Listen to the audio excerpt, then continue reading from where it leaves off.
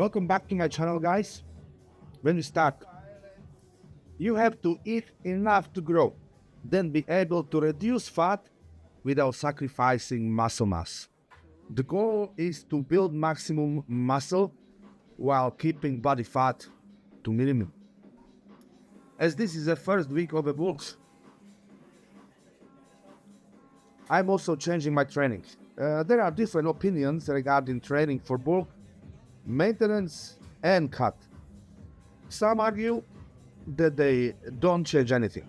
However, Arnold Schwarzenegger trained differently during off-season and competition prep. So today we are training triceps, chest, and shoulders.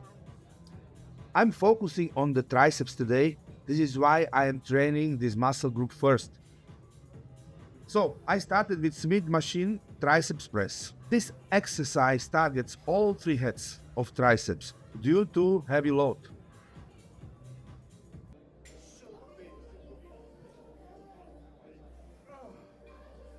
So I'm starting in low volume and will try to apply progressive overload, where I will be increasing intensity by adding weight and reps and ultimately sets. Can't train too heavy anymore as I'm 51 and I don't want any injuries.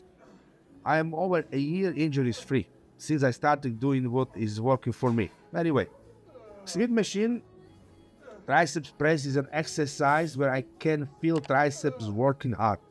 I'm positioning my hands at the shoulder width and using suicide grip, pushing up the weight with triceps.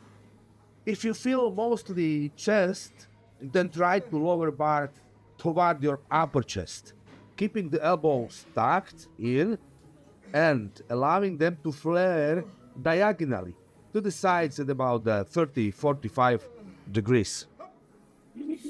So second exercise for the triceps was seated thick on machine.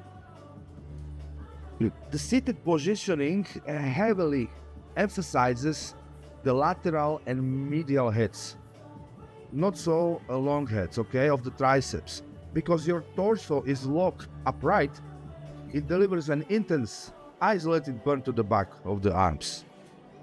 You can slightly alter your posture on the machine to target specific muscle groups more aggressively. So for more triceps, keep your spine perfectly straight. Sit fully upright against the backrest. If there is not backrest, just sit upright and keep your elbows tucked tightly against your ribs. For more chest activation, lean your upper torso forward slightly away and allow your elbows to flare out just a bit to place a higher stretching load onto the pectoral fibers. The last time I was doing bulk, I haven't changed training and was listening to the gurus. Well, it ended up being a sort of disaster. I picked up injuries. You heard the saying, repeating the same thing over and over and expecting different results is a sign of insanity. So shoulders are next. The converging shoulder press machine targets the anterior deltoids or front shoulders, while heavily recruiting the medial deltoids or side shoulders and the triceps to complete the overhead movement.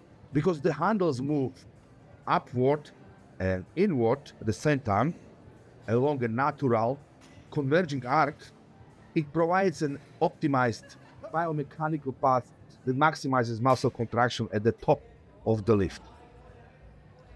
If you use pronated grip, palms facing forward, it would emphasize a mix of both on the front and side deltoids. However, neutral grip, palms facing each other, this places the elbow forward, shifting almost all the emphasis to the front deltoid and triceps, while reducing stress on the shoulder joints.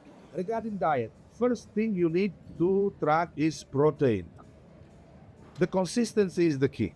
Some people track calories from Monday to Thursday and then just skip for the weekend. The generally recommended amount of protein in the average diet is 1 gram per kilogram. So 200 pounds man needs 200 grams of protein, which I think is too low for somebody who is training with weights. The majority prefer to take in larger amounts of protein, recommending at least 1 gram per pound of body weight and up to 3.5 grams of protein per kilogram or 1.6 grams of protein per pound.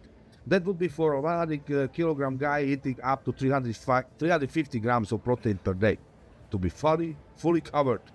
And don't forget the demand for protein increases with the age. So older you are, more protein you should consume.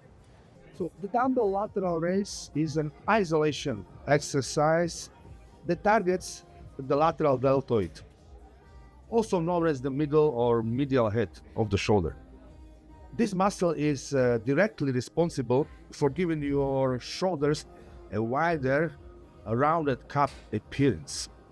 So when selecting dumbbells that are too heavy, causing you to rock your torso, bend your knees, or swing the weights up, you can try a seated variation to mechanically eliminate lower body cheating. It's important to keep your shoulders depressed, down, and relaxed. Don't pull the shoulder blades up toward the ears when doing this exercise. Keep in mind to move your arms slightly forward at roughly 15 to 30 degree angle from your torso, and keep a micro bend in your elbows. The incline press targets the upper chest, specifically the clavicular head of the pectoralis major. It also uses the front shoulders and triceps. The mistake I commonly see in the gym is getting the bench angle too high. Set the bench at the 15 to 30 degrees. If you go higher, you will use the more shoulders than chest. However, this is the machine, so the height you can only slightly change the angle. Keep an eye on the angle of your elbows relating to torso. Try to tuck your elbows to maintain a 45 to 60 degree angle from your body. Also retract and depress your scapula, keeping them locked into the bench. Another mistake is dropping the weight rapidly to bounce off the sternum or executing partial half reps. Try to control the negative portion of the movement, and if you can't do it, then lower the weight. The dumbbell flies isolates the pectoralis major. This exercise will give you an enormous stretch at the bottom of the movement. However, don't overstretch to prevent an injury. Don't lock the arms straight when doing this exercise, because at the bottom of the movement, the focus will shift to your biceps and elbows, risking joint hyperextension. Instead, maintain slight bend as you lower the weight. If you notice that you're bending your elbows too much, it can be an indicator that weight is too heavy for you. Okay? So focus on the slow eccentric or lowering phase of the exercise. Don't just let the dumbbells drop down. And also don't bang the dumbbells together at the top of the rep.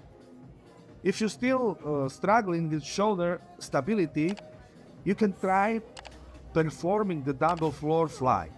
So, because the floor automatically restricts your range of motion, so stopping your elbows from dipping too low and protecting your shoulders from injury.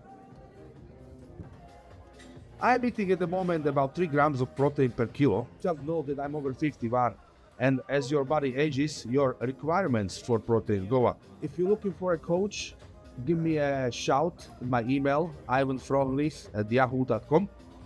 Follow me on Instagram and Facebook.